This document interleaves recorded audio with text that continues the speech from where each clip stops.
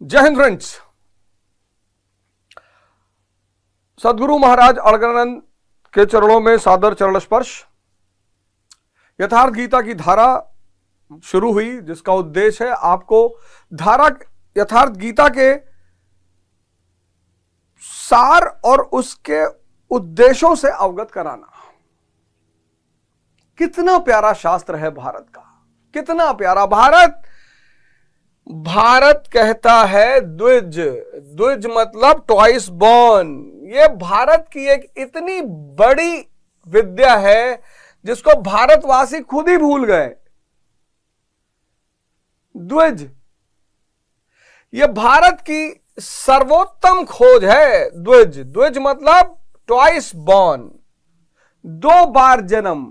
एक बार जन्म मां देती है और हर व्यक्ति शूद्र के रूप में पैदा होता है। प्रत्येक व्यक्ति जो मन और इंद्रियों पर जी रहा है वो शूद्र है।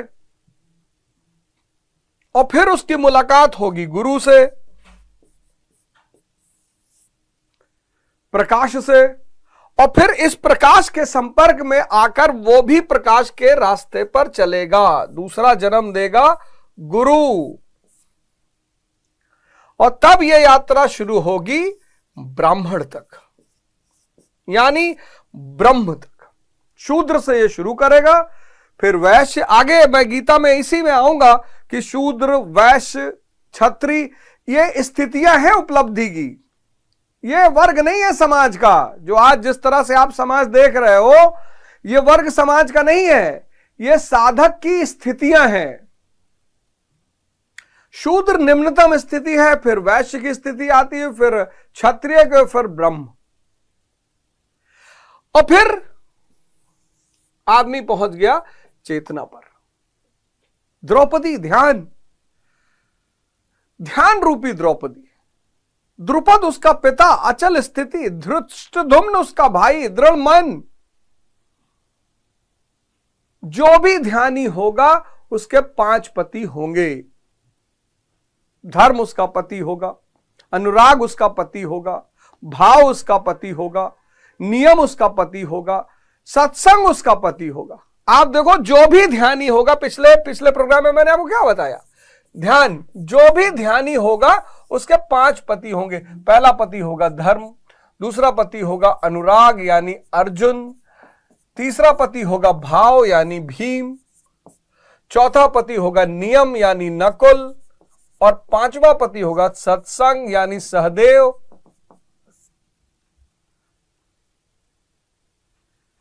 ध्यानी द्रौपदी, द्रौपदी के 5 पति और फिर 5 पुत्र। क्या गुरु महाराज ने व्याख्या की गीता की, आध्यात्मिक व्याख्या। इतिहास तो महाभारत में दर्ज है, आध्यात्मिक। अब 7वें श्लोक पर दुर्योधन द्रोणाचार्य अपने गुरु से कहता है। 7वें श्लोक पर आते हैं। सजातीय शक्तियों का परिचय हो चुका है।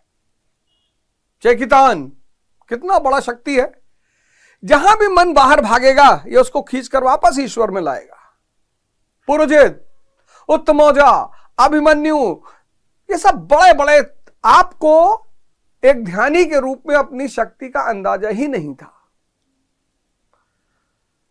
और शक्तियां पैदा होंगी जब आप इन 5 पतियों के साथ रहना शुरू करेंगे। एक भी पति छूटा तो आप गए।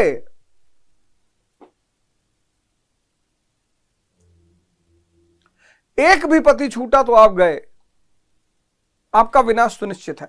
तो यह सजातीय शक्तियों का वर्णन था। अब दुर्योधन कहता है, अस्माकम तु विशिष्टा ये तान्निबोधा दुर्योतम। दुर्योधन गुरु महाराज कहते हैं कि यह एक असामयिक संबोधन है, उस समय नहीं था। दुर्योतम वैसे शब्द के अर्थ के रूप में हुआ ब्राह्मण श्रेष्ठ, दुर्जुमे श्रेष्ठ यानी ब्राह्मण। अस्माकम तु विशिष्टा ये तान्निबोध दुर्योतम नायका मम सैनस्य संज्ञार्थम तान्व ब्रवीमते। हे ब्राह्मण श्रेष्ठ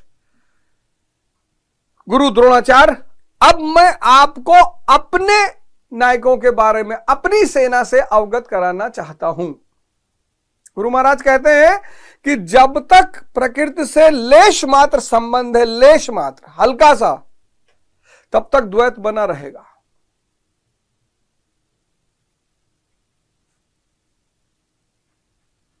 द्रोणाचार, द्वैत, दोहरा आचरण। तो अब यह कह रहा है कि अब मैं आपको अपनी सेना से अवगत, और यह बड़ा इंपॉर्टेंट है। अभी तक आप पांडवों की सेना से अवगत हुए, अब आप कौरव दुर्योधन की सीमा देखिए, अब आप कौरव दुर्योधन की सेना देखिए, और इस सेना के जो नायक हैं उनसे आप डेली लड़ाई करते हैं। अपने सेनापति तो आप भूल गए, और दुर्योधन के सेनापतियों से आपकी डेली लड़ाई चलती है, लेकिन चूंकि आप उन्हें पहचानते नहीं, बेहोशी में डूबे हैं ना। ध्यान मतलब होश में लाने की प्रक्रिया।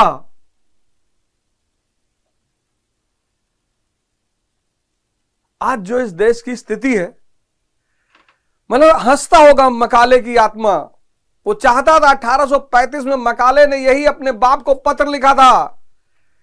उसके बाप ने पूछा कि क्यों अंग्रेजी शिक्षा दे रहे हो इनको? कहा, अरे बाबूजी, अंग्रेजी शिक्षा इसलिए दे रहा हूं कि ये रंग और रूप में तो भारतीय होंगे, लेकिन विचार में अंग्रेज होंगे। और अंग्रेज क्या, रंगरेज भी नहीं हो पा रहे हैं। अंग्रेज कपड़ा पहन रहे हैं तो उनको समझ में आ रहा है हम क्यों पहन रहे हैं। भाई वहां अगर छोटा कपड़ा पहन रहे हैं, कपड़ा फाड़ के पहन रहे हैं, तो उनके पास हर चीज की वजह है। वो शराब पी रहे हैं तो उनके पास वजह है। यूरोप का आदमी शराब पी रहा है क्योंकि -10 डिग्री सेल्सियस में रहता है। यहां के आदमी को पता ही नहीं। मकाले की आत्मा हंसती होगी और अट्ठास लगा के हंसती होगी कि ना ये भारतीय रह गए, ना ये अंग्रेज रह गए, ना रंगरेज रह गए, ये पता नहीं क्या हो गए, ये पता नहीं क्या हो गए। आज की जो स्थिति भारत की है,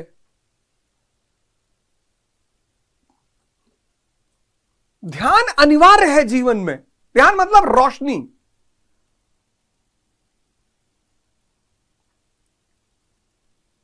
अंधेरा तभी मिटेगा ना जब आपके जीवन में रोशनी आएगी। तो अब ये अपने सेना के नायकों को दिखाने जा रहा है। तो दुर्योधन अब अपने सेना नायकों से आपको परिचय कराएगा। आप डेली उनसे लड़ते हैं, लेकिन चूंकि आपको पता नहीं तो जिंदगी नरक बनी हुई है। कहता है, भावा भीमश्च कर्णश्च कृपश्च समित जन्य अश्वत्थामा विकर्णश्च सौमदत्त स्थातौ च। भावा भीमश्च कर्णश्च कृपश्च समित जन्य अश्वत्थामा विकर्णश्च सौमदत्तिस्थतैव च। और ये इतने खतरनाक सेनापति हैं सब। कहता एक तो आप ही हैं, द्वैत आचरण रूपी द्रोणाचार। कहता पहले तो आप ही हैं द्रोणाचार, द्वैत आचरण।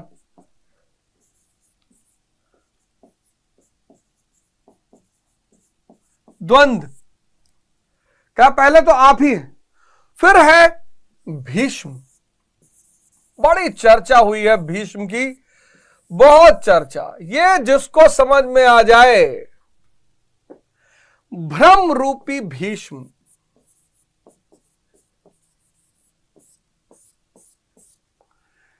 ये कौरवों की सबसे बड़ी शक्ति है, भ्रम रूपी भीष्म। अंधेरे में आपने रस्सी को पकड़ा और आपको एहसास हुआ कि यह सर्प है। अंधेरा यानी अज्ञान, रज्जू रस्सी। अंधेरा जो है, अज्ञान जो है, वो रस्सी को सर्प बना देता है। इतनी ताकत है भ्रम की, बहुत बड़ी। कौरवों की सबसे बड़ी शक्ति भ्रम रूपी भीष्म। ये भ्रम ये जो अज्ञान है, ये रस्सी को, अंधेरा है अज्ञान, उस अंधेरे में ये जो भ्रम है, ये रस्सी को सांप बना देता है। इतनी ताकत है इस भ्रम में, ताकत कि व्यक्ति ने रस्सी पकड़ा और सांप का एहसास हुआ कि सांप ने काटा और मर गया। कोरोना काल में कितने लोगों की मृत्यु भ्रम की वजह से हुई। बुखार हुआ, जुकाम हुआ, हल्का सा, वैसे भी जब जुकाम सर्दी होती है तो सांस लेने में दिक्कत होती है। कोरोना छोड़ो, वैसे आम जब सर्दी होती तो सांस लेने में दिक्कत होती है। और जिसको भी सांस लेने में दिक्कत हुई रात में, वो लगा कि कोरोना हो गया भैया, मर गए।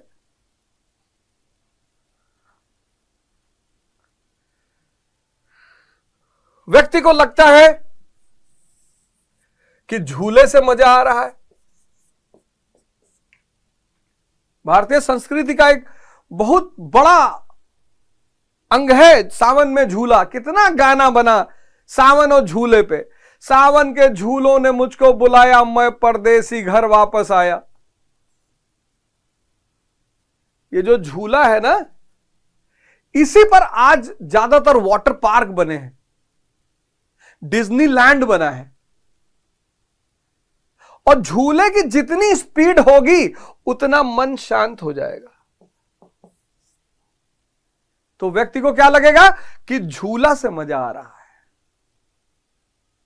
भारत के लोग दुबई जाते हैं झूला झूलने के लिए। भारत से लोग दुबई जाते हैं, सिंगापुर जाते हैं, हजारों रुपया खर्चा करते हैं, लाखों। यथार्थ गीता के लिए 200 रुपया देने में हालत खराब है। और मैंने आप सबसे निवेदन किया है कि कोई भी व्यक्ति जो देने योग्य है, जो नहीं है तो उससे क्या कहा जाए, जो नहीं है उससे तो कहा ही नहीं जा सकता, लेकिन जो देने योग्य है वो यथार्थ गीता जो लोग भी मंगा रहे हैं वो दान स्वरूप कुछ ना कुछ जरूर दें। इतना बड़ा ज्ञान आपको दिया जा रहा है। यह भ्रम है कि झूले से मजा आ रहा है। झूले से कोई मजा नहीं आ रहा है। झूला क्या कर रहा है, उसकी जो स्पीड है वो क्या कर रही है, वो आपके मन को शांत कर दे रही है। वो जो मन शांत हो रहा है उससे मजा आ रहा है। शराब या जितने भी टाइप के नशे हैं, नशा ही ले लो आप, ये क्या कर रहा है, ये जो सबकॉन्शियस है, सबकॉन्शियस इसको शांत कर दे रहा है। ये मन को शांत कर दे रहा है। यह भ्रम है कि शराब से मजा आ रहा है, मन की शांति का मजा आ रहा है। स्त्री पुरुष जो भी है,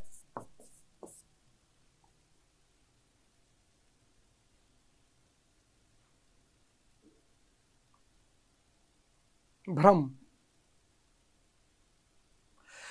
इस भ्रम को तोड़ना ध्यानी की सबसे पहली और सबसे बड़ी उपलब्धि है। अंतिम तक जीवित रहता है, अंतिम तक। इच्छा मृत्यु का वरदान है इसके पास। अभी डिस्कस करेंगे उस इच्छा मृत्यु का क्या मतलब और इच्छा क्या है।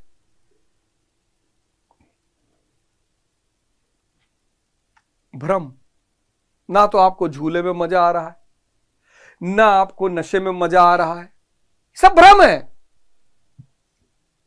शराब, कोई भी नशा, भाई कोई भी आदमी जो 20 वर्ष से ऊपर है, इतनी चुनौतियों का सामना कर रहा है, चारों तरफ चुनौतियां,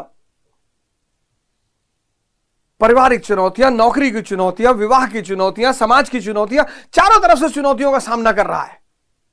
और अंदर की शक्ति उसने विकसित नहीं की, हो गया खोखला। अब लड़ाई तो शक्ति से ही लड़ी जाएगी ना। तो ये उसके पास एक आराम सा इजी साधन हो गया, ये शराब पी लो, ये शांत हो गया, उसको लग रहा है शराब से मजा आ रहा है। इतनी बड़ी ताकत है भ्रम। यही पर्दा है, यही पर्दा है। इसी को इस्लाम ने पर्दा कहा।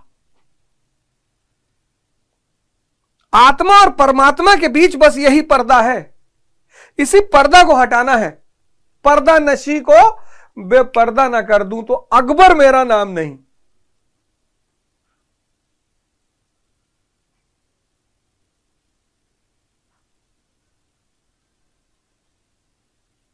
महान वही है, अकबर यानी महान। महान वही है जो पर्दा नशी को बेपर्दा कर दे। कैसे?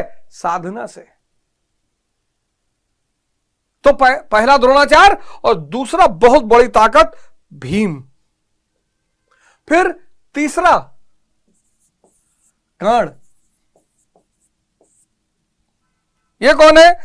विजातीय कर्म के रूप में। विजातीय कर्म।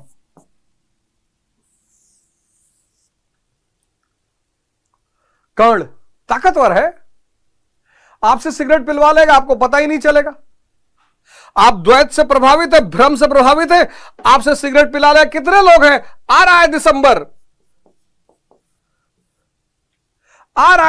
31 दिसंबर को लोग कसम खाएंगे रात में कि बस कल से सिगरेट नहीं पीना है, एकदम ताव में कि नहीं पीना है चाहे जो हो जाए।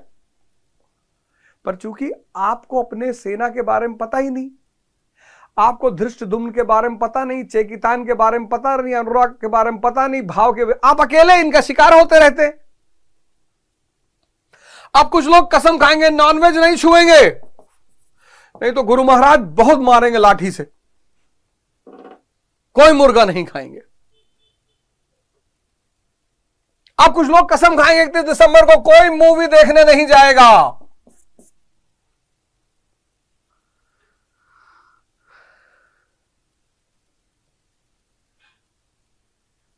विजातीय कर्म है कर्ण, छोटा मोटा योद्धा नहीं है।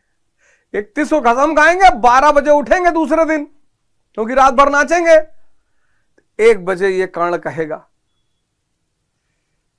कि अरे नेहरू जी भी सिगरेट पीते थे, ऐसे थोड़ी था कि कोई सिगरेट नहीं पीता था। बड़े बड़े वो फिदल कास्त्रो सिगार पीता था, वो स्टालिन सिगार पीता था, क्या बड़े लोग सिगरेट नहीं पीते थे? फिर आपको याद आएगा, फिर एक अंदर द्वंद्व शुरू हो, युद्ध शुरू हो जाएगा कि नहीं यार कल गुरु महाराज की कसम खाए थे यार।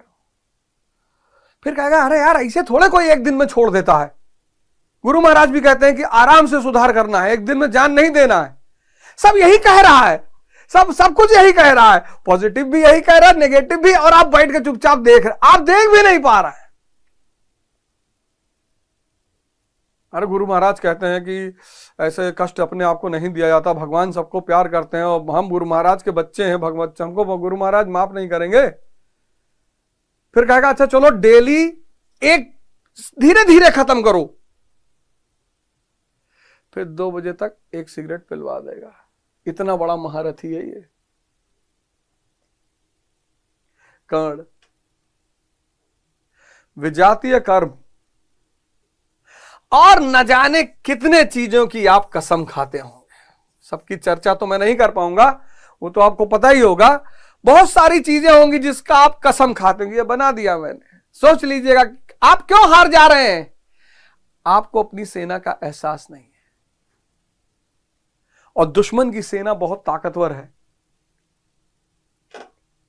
अगर अपनी सेना का एहसास ना हो तो दुश्मन की सेना बहुत ताकतवर है। जब तक आपको एहसास, और हमारे आपके साथ तो 2 लोग, एक भगवान साक्षात अंदर और एक भगवान साक्षात बाहर। अर्जुन के पास तो एक आदमी है श्री कृष्ण, हमारे पास 2 आदमी, एक अंदर चेतना, एक बाहर महाराज अड़गड़ानंद।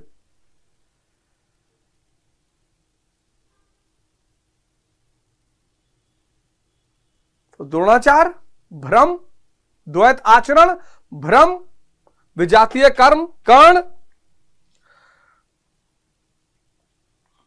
फिर कृपाचार्य। कृपाचार्य ये तो कृपा करने की प्रवृत्ति।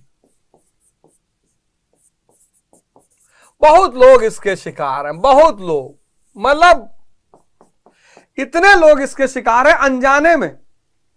कोई आदमी सड़क पे गिरा हुआ है, एक्सीडेंट हो गया, आप उसको उठाकर अस्पताल पहुंचा दीजिए, ये मानवता है। जब तक उसके घर वाले ना आए, खड़े रहिए। जितनी आर्थिक मदद उस वक्त आपसे हो सकती है कर दीजिए, ये मानवता है। अब किसी की बीवी भाग गई,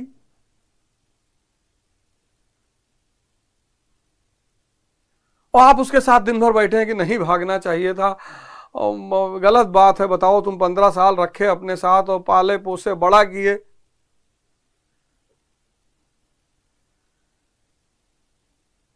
जब आप साधना करोगे ना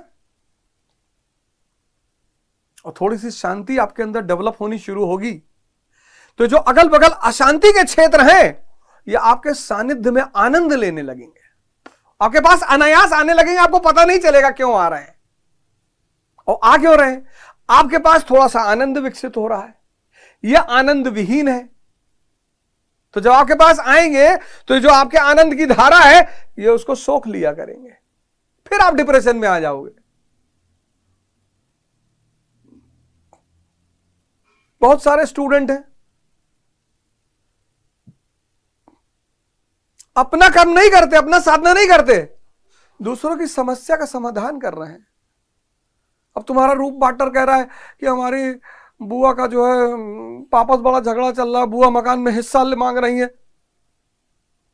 तुम क्या कर सकते हो उसमें? तुम्हारा क्या रोल होगा उसमें? क्यों इंटरफियर कर रहे हो? कि मम्मी पापा डेली दोनों रात में दारू पी लेते हैं, हम बच्चे लोग बड़े परेशान रहते हैं।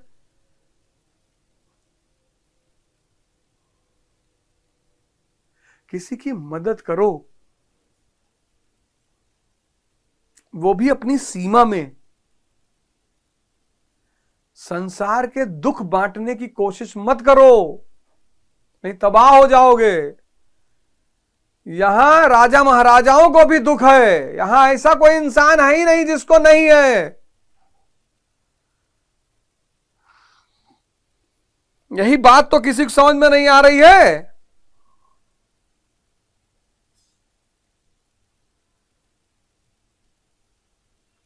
अब सीता जी ने कृपा की, रावण आया सन्यासी के भेष में, कृपा दिखाई उन्होंने, भुगतना पड़ा, विश्वामित्र जी को भुगतना पड़ा। कितनी बढ़िया बात लिखी गुरु महाराज ने उसमें, लिखा कृपा बिनु संत कसाई, और कृपा करी तो आफत आई।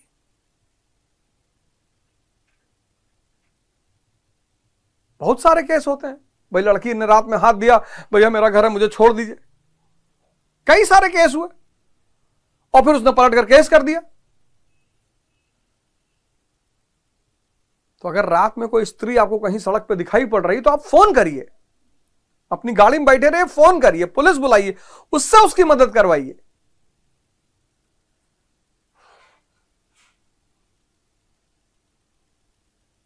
कृपा बिना संत कसाई, और कृपा करे तो आफत आई, इससे बचिए। गर्लफ्रेंड बॉयफ्रेंड का झगड़ा मत सुलझाइए। किसी की बुआ अपने मकान में हिस्सा मांग रहे, उसको मत देखने जाइए, नहीं तो आपकी साधना सब खत्म हो जाएगी। कृपाचार क्या लिखा गुरु महाराज ने? भावान भीमश्च कर्णश्च कृपश्च समित जन। ये इतना खतरनाक समित जन, इतना खतरनाक सेना नायक है कृपाचार्य कि पूरी सेना का विनाश कर सकता है।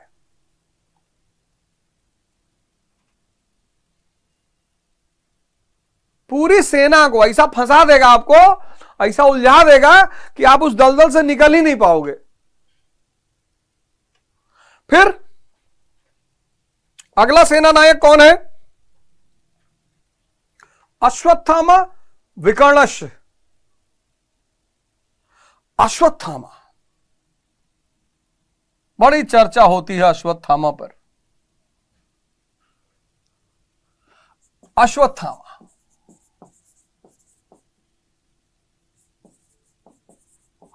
आसक्ति रूपी,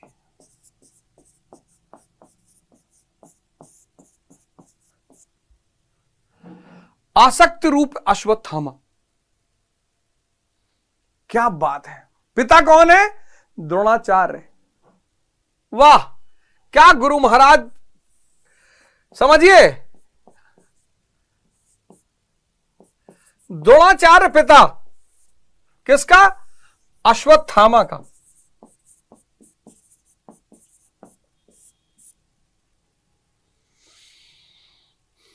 कौन है द्रोणाचार्य? द्वैत आचरण।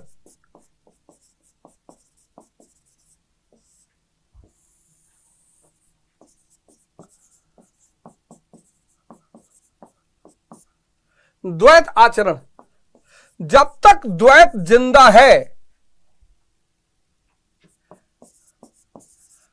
तब तक अश्वत्थामा का अस्तित्व रहेगा। अस्तित्व, उसके बाद भी वो मिटेगा नहीं। बड़ी शानदार बात है, इसको समझिएगा। जब तक द्वैत जिंदा है, मैं से पैदा हुआ मेरी गाड़ी, मेरी पत्नी, मेरी बच्चे, मेरा घर, मेरा धन,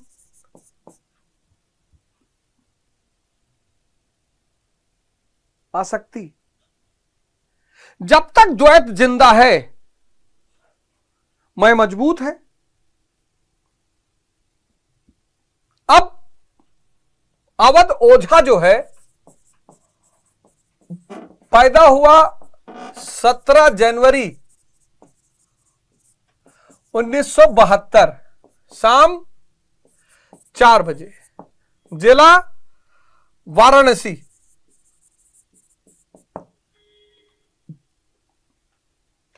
तो ये जो शाम को 4 बजे पैदा हुआ व्यक्ति, इसका क्या नाम? ये एक्स। ये पैदा होते ये थोड़ी कहा कि मैं अवध ओझा भैया पैदा हो गया। ये तो एक्स पैदा हुआ, और फिर जब ये पैदा हुआ 17 जनवरी को, तब लोगों ने इसका नाम रखा अवध। देखो, ये नाम बाहर से दिया गया है, ये नाम लेके कोई व्यक्ति पैदा नहीं हुआ। जो भी व्यक्ति आप पैदा हुए, तो जब बाहर पैदा हुए तो आपने पैदा होते कहा कि मैं नरहरि, मैं श्यामलाल, मैं घनश्याम, मैं रावण दुबे, किसी ने कहा, यह नाम दिया गया अवध। फिर जैसे जैसे यह बड़ा हुआ तो इसको बताएगा कि यह तुम्हारा परिवार, अवध का परिवार, यह अवध का घर, यह अवध के बच्चे, अवध का धन। लेकिन यह जो पैदा हुआ था एक्स, जिसका कोई नाम नहीं था, ये तो अवध का है सब ना। अवध खत्म, ये सब खत्म।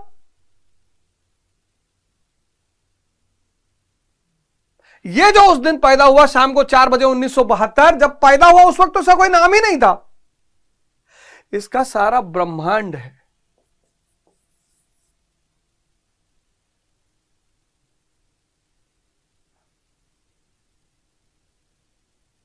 इसीलिए गीता कहती है कि जीवन एक लीला है और हर जन्म में मूवी बदल जाती है, पात्र बदल जाते हैं।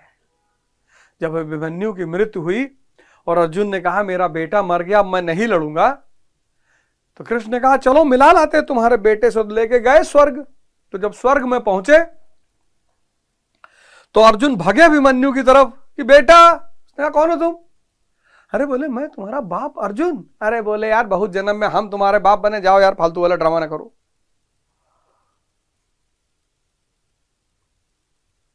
सब इस मैं से बंधे हुए हैं, सब इस आसक्ति ने पकड़ रखा है।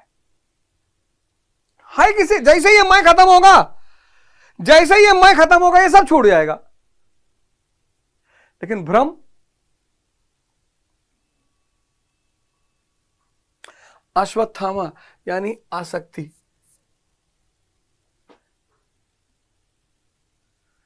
आसक्ति टूटेगी। पहले कौन गिरेगा? पहले भ्रम गिरेगा। जब भ्रम गिरेगा तब आसक्ति टूटेगी, जब आसक्ति टूटेगी तब द्रोणाचार्य मारा जाएगा। तो हाथी के रूप में घोषणा कराई गई।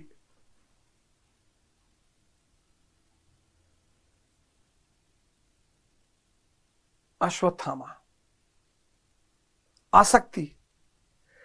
लेकिन ये अमर कैसे, इस पे आगे चर्चा करेंगे। अश्वत्थामा अमर कैसे है। फिर विकर्णश, विकल्प रूपी विकर्ण।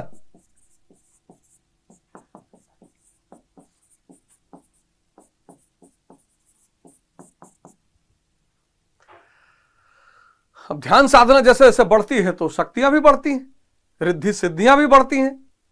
मतलब गुरु महाराज ने लिखा है कि अगर ऐसा आदमी अगर किसी बीमार के बगल से गुजर जाए, बीमार ठीक हो जाए। अब एक बीमार ठीक होगा तो 500 आपको घेर लेंगे, आपकी साधना सब खत्म।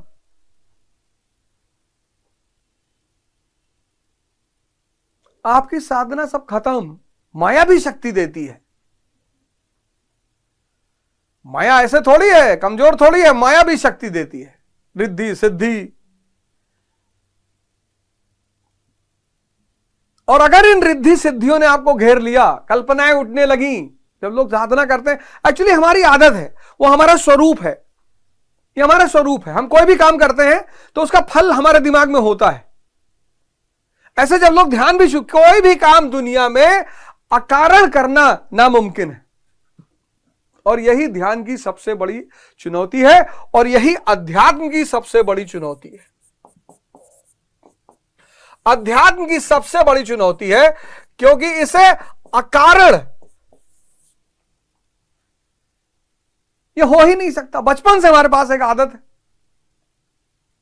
पढ़ोगे नौकरी मिलेगी, मतलब जो भी करोगे उसके बदले हमें कुछ ना कुछ बताया जाता है कि ये करोगे तो ऐसा होगा, पढ़ाई में खूब नंबर आएंगे, बड़ी नौकरी मिल जाएगी, बढ़िया शादी होगी, गाड़ी घोड़ा चलोगे।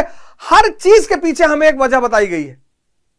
अध्यात्म बेवजह है, और यही उसकी सबसे बड़ी चुनौती है।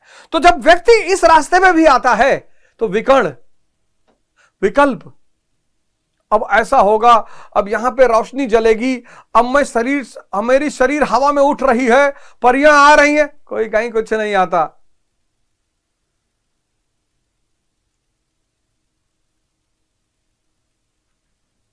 और जब थोड़ा हल्का हल्का सूरज निकलना शुरू होता है, उसकी शक्तियां अगल बगल दिखाई पड़ने लगती हैं।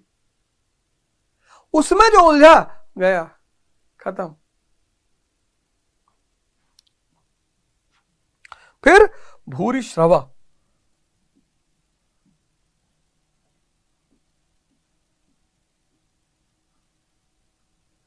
सौम दत्तस्त थवचा भूरि श्रवा,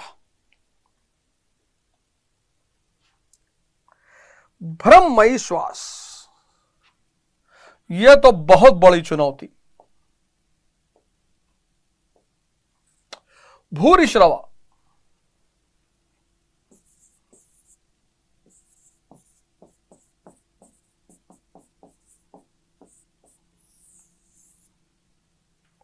भ्रममयी श्वास।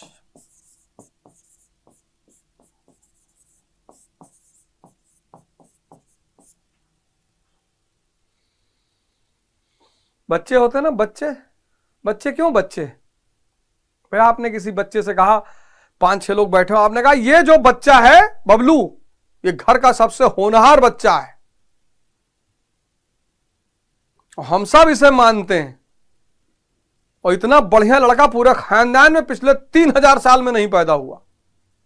और फिर आपने उस बच्चे से कहा चाय ले आओ, पान ले आओ, साबुन ले आओ, ये, और बच्चा बेचारा दौड़ दौड़ के सारे काम कर रहा हो। तो जब वो बड़ा होता है तब उसको पता चलता है कि कैसे हमारी तारीफ कर करके हमको शोषण किया गया था। तारीफ शोषण का सबसे बड़ा हथियार है। किसी ने किसी रिक्शे वाले से कभी कहा कि बहुत बढ़िया रिक्शा चलाते हो यार, क्योंकि उसका कौन शोषण करेगा। इसीलिए जो जागृत शक्तिशाली लोग होते हैं ना, जब आप उनकी तारीफ करते हो तो वो उसको चाटुकारिता मानते हैं। नजर में रहते हो आप उनके। ये डेली आके कहता है कि भैया आप तो एकदम विष्णु भगवान की तरह दिखते हैं। मत किया करो। और तारीफ सुनने की लत दुनिया की सबसे बड़ा रोग है। भूरि श्रवा, प्रशंसा सुनना, प्रशंसा कि आप ऐसे हैं, आप वैसे हैं। शिष्य लोग गुरु महाराज की बड़ी प्रशंसा करते हैं और बड़ी बड़ी कहानियां सुनाते हैं गुरुओं की। गुरु महाराज एक बार जा रहे थे गंगा से, तो मछली के ऊपर खड़े होकर इस पार से उस पार निकल गए। एक बार तो रात में कोई नहीं मिला, तो एक तो मगरमच्छ आया, कहा महाराज अब हमारे पीठ पे बैठिए, हम पार करा दें। ये सब शिष्यों का काम होता है।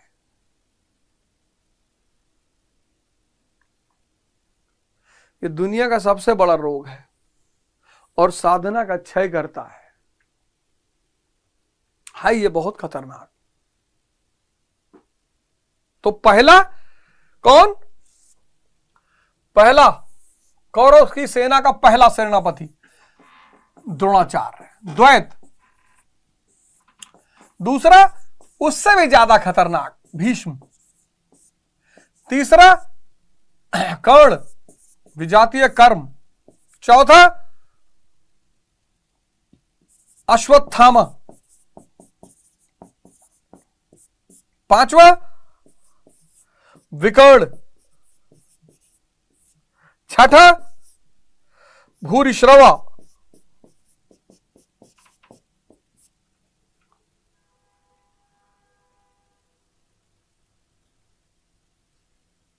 द्वैत। पहला गुरु भी है ये, यही दिखाता है कि गलत रास्ते पे जा रहे हो। भ्रम,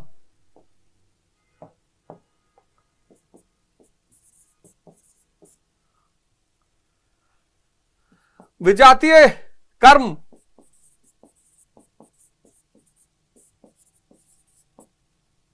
आसक्ति द्वैत की वजह से, विकल्प, प्रशंसा,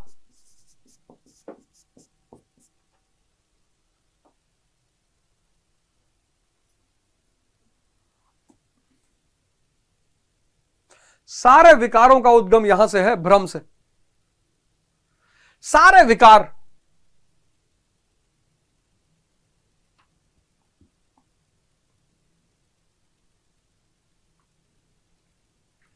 इनके अपोजिट में कौन खड़ा है?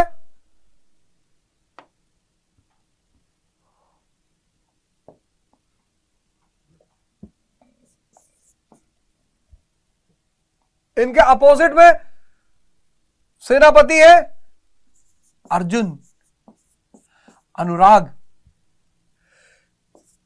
भीम, भाव। अभी दोनों की तुलना की है गुरु महाराज ने आगे, भ्रम और भाव की तुलना। अर्जुन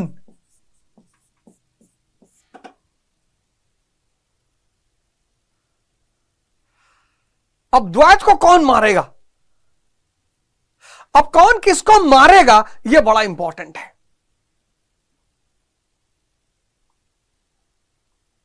अब महाभारत के युद्ध में कौन किसको मारेगा,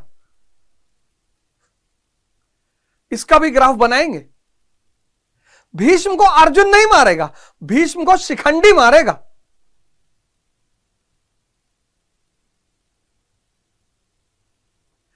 तो ये कौरव के महारथी और पांडवों के प्रमुख महारथी अर्जुन, भीम, और गुरु महाराज ने आगे चल के तुलना कराई भीम और भीष्म की। और चेकितान,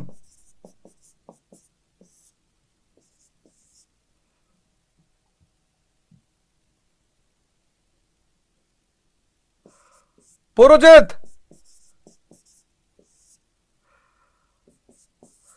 अभिमन्यु, अभयमन,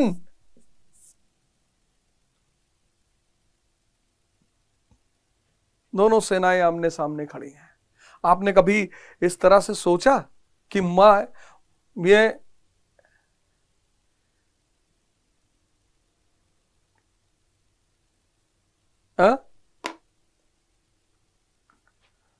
क्या परोपकार किया गुरु महाराज ने हम सबके ऊपर।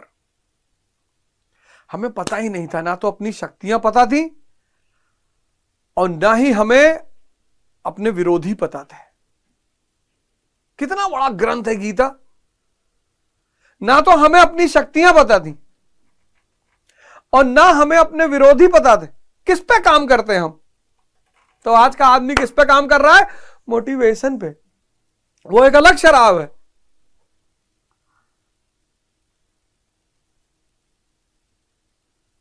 जितना भी दुख, संताप, विषाद आज चल रहा है, सबका हल ये इन्हीं शरण में आइए।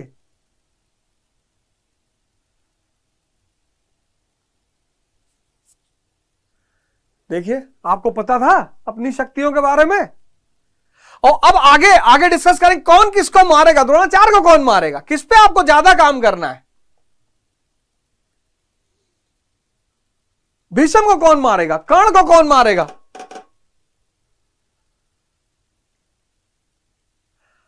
आसक्ति कैसे जाएगी। पूरा साइंस, पूरा साइंस। गुरु महाराज अलगानंद, हमारे यहां आश्रम में बड़े बड़े संत महात्मा हैं। गिरी महाराज हैं। गिरी महाराज वो पुराने संतों जैसे हैं। कोई गलत बात सुन ले क्रोध के बिना रहते नहीं है। आशीष महाराज हैं।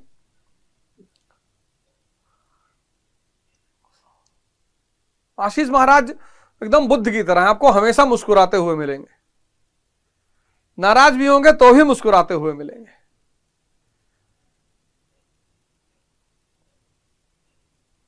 और हमारे लिए तो बहुत बड़ी आत्मा वही दर्शन हम कराते ले जाते हैं।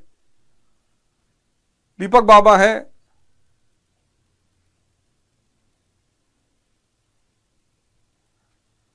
आइए आप सब लोग, पूरे विश्व को मैं आह्वान करता हूं, आइए गुरु महाराज के आश्रम में आइए। और हमारे जो गुरु महाराज लोग वहां पर हैं,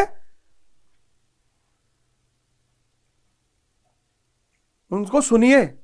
और बाकी जो महाराज जी लोग हैं उनसे चर्चा करिए, बात करिए। इस नरक से, इस विषाद से बाहर निकलिए। आप बाहर छुट्टी मनाने जाते हैं, इतने बड़ी बड़ी जगह जाते हैं छुट्टी मनाने। आप अपने बच्चों को लेकर आइए, कम से कम 4 दिन बच्चों को वहां रखिए। वो संस्कार पैदा हो सकता है किसी का संस्कार कनेक्ट हो जाए।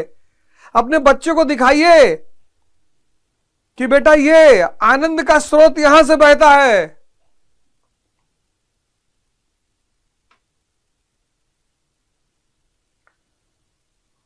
बाकी घूमने भी जाइए, ऐसी बात नहीं। लंदन, अमेरिका, गोवा सब जगह घूमने जाइए, ऐसी बात नहीं।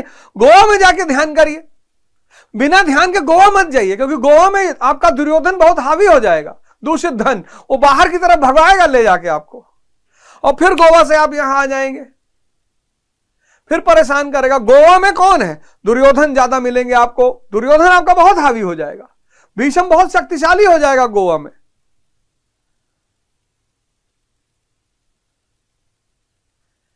पंद्रह से 35 वाले सब गोवा भागते हैं और 40 के बाद वाले हरिद्वार। तो जब तक यह शक्ति आपके अंदर है उसको पहचानिए, आपको आनंद की शरण में ले जाएगी, मुफ्त का आनंद। इसीलिए इस देश ने कभी धन पर ध्यान नहीं दिया, क्योंकि धन किस लिए कमाना है? आनंद के लिए। आनंद फ्री में उपलब्ध है। तो लोगों ने कहा गरीब देश है। गरीब वरीब कुछ नहीं है। इस देश को धन से बड़ी चीज पता थी, चैतन्य। तभी तो कबीर ने कहा साईं उतना दीजिए जामे कुटुंब समाए, ज्यादा चाहिए ही नहीं, ब्रह्मांड है मेरे पास।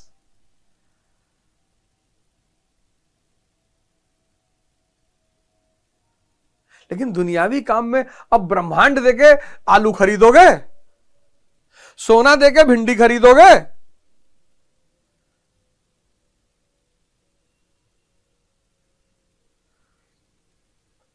ये देखिए, दोनों पक्ष की शक्तियां।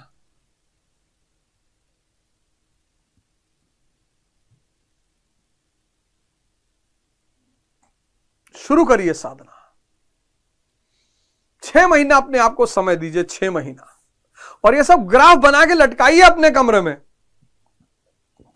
और ध्यानी बन जाइए। और 5 पति,